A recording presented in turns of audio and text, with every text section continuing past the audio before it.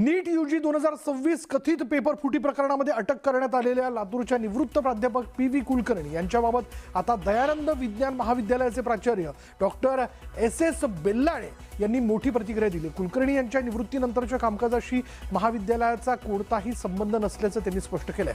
तसंच या प्रकरणात कुलकर्णी दोषी आढळल्यास त्यांना फाशीची शिक्षा द्यावी अशी तीव्र भूमिका त्यांनी व्यक्त केली।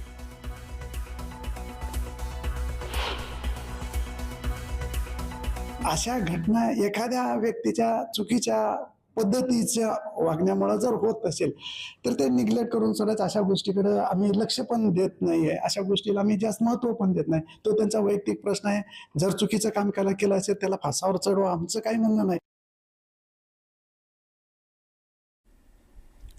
त्यामुळे पी.व्ही. कुलकर्णी यांचा रिटायरमेंट नंतर म्हणजे सेवानिवृत्तीनंतर आमच्या महाविद्यालयाशी कोणत्याही प्रकारचा संबंध नाही आणि या सगळ्या प्रकरणात ते दोषी आढळल्यास त्यांना फाशी द्या किंवा फासावर लटकवा अशी तीव्र भूमिका जी आहे या ठिकाणी बेल्लाळे जे या महाविद्यालयाचे प्राचार्य आहेत त्यांनी तशी भूमिका जी ती व्यक्त केली।